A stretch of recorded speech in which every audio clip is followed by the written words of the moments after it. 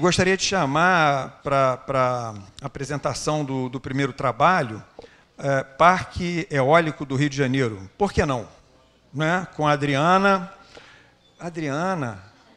minha querida Adriana, com a Adriana, Cidália, é isso mesmo? Cidália e Clara Rosa. Bom, boa tarde para todo mundo. Primeiramente, assim, na verdade, muito orgulho estar aqui como professora. Esse trabalho foi um trabalho de conclusão de curso, que o grupo veio já com a ideia pronta, então acho que o meu grande mérito foi só de orientar mesmo. Então, elas já vieram com a ideia pronta e elas conseguiram agora, né, com todos os méritos, de essa aprovação para poder estar apresentando esse trabalho. Então, eu deixo a cargo delas fazer essa apresentação e vou estar aqui acompanhando nesse momento. Boa tarde a todos. O meu nome é Cidália e nós estamos aqui para falar sobre um tema que, para a gente, foi muito instigante, porque é um tema muito atual. A energia eólica é voltada para a questão sustentabilidade. Então, a partir do momento que o homem passou a ver no meio ambiente uma forma de adquirir recursos abundantes e de fácil acesso, aconteceu uma apropriação desordenada destes recursos. E isso fez com que fosse afetado o equilíbrio natural da atmosfera. Como forma de minimizar esse impacto que a apropriação de recursos por parte do homem vem causando no ambiente, surgem os temas de gestão socioambiental e sustentabilidade, que denotam formas de se atender às necessidades do presente, sem que isso afete as necessidades de gerações futuras. E, para isso, dentre essas necessidades, destaca-se a necessidade por demanda de energia. Isso por causa do crescimento acelerado populacional. E, para isso, surgem as fontes de energia renováveis, para atender essa necessidade. Dentre as fontes de energias renováveis, destacam-se as fontes que podem vir pelo mar, pelo sol, e a energia eólica, que é proveniente da força dos ventos, que, por sinal, é uma que se destaca por crescer significativamente. No Brasil, os parques eólicos são vários, porém, eles estão em operação, em grande maioria, nos estados do Nordeste, Bahia, Ceará. E uma coisa chama a atenção: no Rio de Janeiro, há apenas um parque eólico em operação. E se a qualidade de vida do ser humano está ligada à qualidade de vida do meio ambiente, é necessário, sim, buscar formas de se atender a essa qualidade de vida com um objetivo principal, que é o respeito ao meio ambiente. O nosso artigo, segundo a proposta de Vergara, quanto aos fins, é uma pesquisa descritiva, pois foi através de pensamentos e reflexões que nós buscamos entender os aspectos que influenciam essa pouca utilização da energia eólica no estado do Rio de Janeiro. E quanto aos meios, ela é bibliográfica, documental e de campo, porque foi na busca, através de livros, revistas, artigos e documentos, que buscou-se identificar estes aspectos. E, complementando essa documentação, nós tivemos uma pesquisa de campo na CEPEL Eletrobras, o Centro de Pesquisa em Energia Eólica do Rio de Janeiro, contando com dois dos principais pesquisadores atuantes na área, o senhor Antônio Leite Sá e Ricardo Dutra. Durante longo período, a única forma de energia utilizada pelo homem era a sua própria força muscular. Porém, o homem pré-histórico ele já via no sol uma fonte de energia, porque era o sol que os aquecia. E o seu principal recurso estava na natureza. E a força dos ventos ela era utilizada, teve um impulso a partir do século XI, principalmente na Europa e Holanda, para as atividades agrícolas e pastoris. Mas foi com a urbanização, o crescimento comercial e industrial, que se elevaram a taxa de consumo de energia, denotando assim um novo desafio para a sociedade moderna, ou seja, a busca por fontes de energia que, além de abundantes, sejam um modelo de responsabilidade social, ou seja, as fontes de energias renováveis. As fontes de energias renováveis nada mais são do que formas inteligentes de aproveitamento dos recursos do planeta, segundo Lelis. As fontes de energia renováveis denotam a questão energética, que hoje em dia é uma questão fundamental. Por quê? Porque a demanda ela cresce a passos largos, afetando assustadoramente o meio ambiente. E essas fontes de energias renováveis elas surgem como uma possibilidade a esse novo desafio da sociedade moderna. Por quê? Elas têm a possibilidade de aumento da quantidade de oferta de energia, elas garantem a sustentabilidade, a renovação dos recursos, reduzem a emissão de gases atmosféricos, são economicamente viáveis e abundantes por se tratarem de recursos naturais, recursos esses que estão às nossas mãos, e, em geral, elas integram pequenas centrais geradoras, ou seja, elas podem ser tanto como grandes centrais ou pequenas centrais. Mas nada disso, nenhuma dessa vantagem, vale de nada se não houver uma capacitação e uma consciência do ser humano para saber utilizar esses recursos de forma a garantir essa inesgotabilidade. Agora eu vou passar a palavra para a Clara, para ela dar continuidade à apresentação do artigo. Obrigada. Boa tarde. Bom, o Proinfo é um programa de fontes alternativas. Ela é responsável pela trajetória vitoriosa de energia eólica no Brasil. Graças à Proinfo que houve o desenvolvimento da tecnologia e o aumento da qualidade, aumentando assim a vantagem competitiva do Brasil.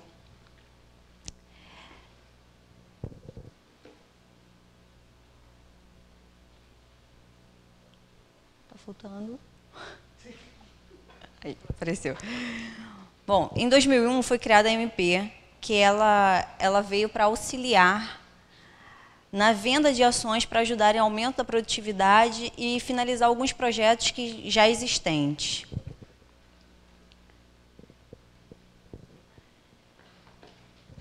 Existem alguns tipos de energias renováveis. São esses tipos de energias renováveis. Eu vou citar alguns e as vantagens de cada um deles. A energia solar, que o uso dela pode ser indireto através de expansão de calor de centrais termoelétricas e na geração de vapor. Através de painéis, a captação dela é através de painéis fotovoltaicos. As vantagens dela é que ela tem um baixo custo e a desvantagem dela é que durante a noite ela não pode ser utilizada. Além disso, em períodos de frio, ela também não pode ser utilizada. Sem contar que a capacidade dos painéis solares são apenas de 25%. A energia biomassa ela é por resíduos naturais, utilizados de indústrias agropecuárias e alimentícias, e ela é através de biogás, essa energia. A vantagem dela é o baixo custo. Ela não emite dióxido de enxofre, que é bom para o meio ambiente, mas, no entanto, o impacto dela é na fauna e na flora, sem contar que é complicado estocar e armazenar esse tipo de energia. Energia hídrica. Hoje, a energia hídrica ela é usada em ela corresponde a 90% do uso no país. Ela se trata de uma energia que é da força das águas represadas. Energias oceânicas. As energias oceânicas é através das ondas, tem baixo custo, é eficiente, em que se trata de transmissão de energia, manutenção dela também é eficiente. só que existe um problema de localização. Tem que ter um local adequado, porque senão o impacto dela se torna grande pela vizinhança, por ter que deslocar a vizinhança e além de impactar no ciclo de vida marítima. A energia geotérmica, ela é através do calor da Terra. Essa energia é utilizada especificamente perto de vulcões ou áreas vulcânicas. O impacto dela é bem pouco, é viável pela questão da economia, de não ter a necessidade de se utilizar condicionadores de ar ou aquecedores, mas também ela se torna complicado e cara se não tiver nenhum vulcão próximo.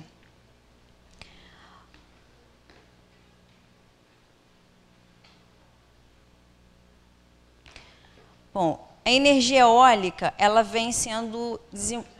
Passou? Desculpa. A energia eólica, ela vem sendo desenvolvida por se tratar de uma energia inesgotável, de uma fonte de energia inesgotável. Os recursos delas é bem baixo, é um dos custos mais baixos, é da energia eólica. E há milhares de anos o homem precisava de ferramentas na ajuda de moagem de grão, bombeamento de água, e daí então surgiu um dos primórdios da energia eólica, que seria o moinho de vento. A história nos relata que há milhares de anos já se utilizava o catavento como geradora de energia eólica, tendo registro, o primeiro registro foi na Pérsia, há 200 anos antes de Cristo. E, posteriormente, os islâmicos, chineses, babilônicos, entre 1700 a 2000 antes de Cristo.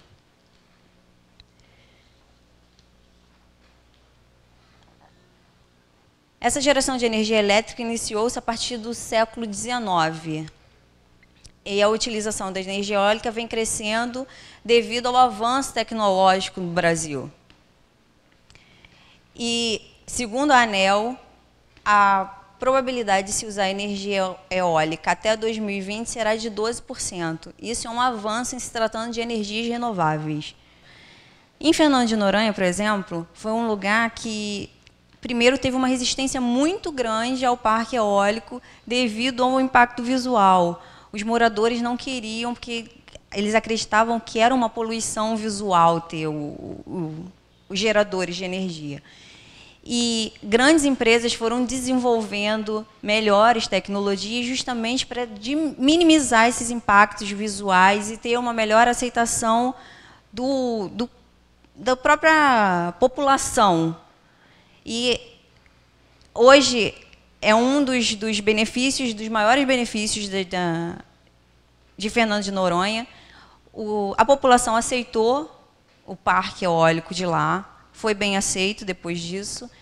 E não é à toa que Fernando de Noronha é um dos lugares mais limpos do Brasil, né?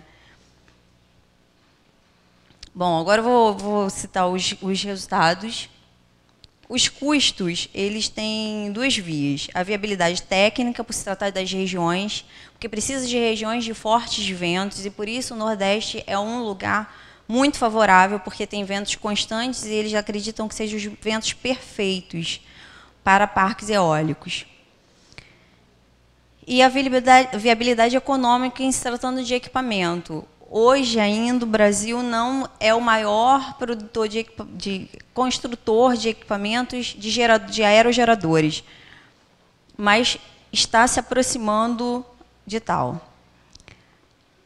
Em relação à infraestrutura, apesar de condições desfavoráveis no Rio de Janeiro, a região do Nordeste Fluminense até Campos dos Goytacazes destaca-se como local potencial,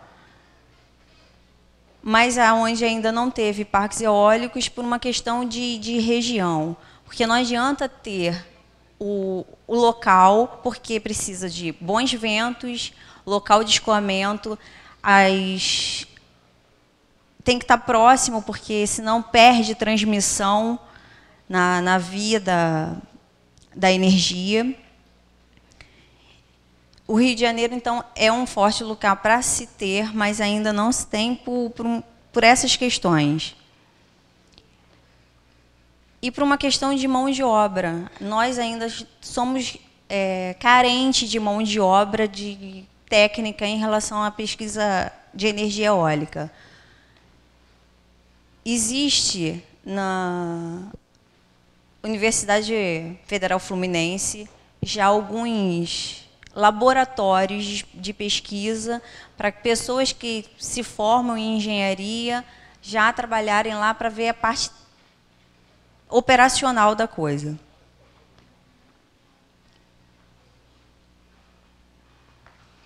Bom, o benefício principal da energia eólica é óbvio que é o ambiente, por se tratar de uma energia não poluente e por possibilitar melhor rendimento ao se colocar os geradores próximos às cargas para não se perder a transmissão, que é a questão do Rio de Janeiro por não ter. Além de proporcionar emprego, renda local nas épocas da instalação dos parques, saúde e educação. Os impactos, eles são os menores, mediante aos tradicionais que utilizados como a utilização de recursos fósseis. E no caso da energia eólica, os parques só podem ser instalados em locais onde não ocorram impactos e, quando ocorre, que sejam os mínimos. Então, eles tendem a instalar parques eólicos em locais onde não tenha impacto para o homem, porque tem que ter uma distância do homem de 200 metros por conta dos ruídos do aeromotor. O impacto visual, que foi minimizado com tinta apropriada para os aeromotores, e na trajetória das aves, eles não colocam os parques, não montam os parques eólicos onde tem migração de aves, para minimizar esse prejuízo ambiental. Bom, mediante a todos os benefícios que se compõem os impactos, os custos envolvidos, hoje podemos considerar altos, inclusive com relação à infraestrutura, mas os benefícios são bem maiores do que os custos. O Estado do Rio de Janeiro, no momento, busca informações mais precisas para, então, investir logo pode-se imaginar que, num futuro próximo, é bem possível pensar numa maior utilização, pois potencial existe para a energia eólica.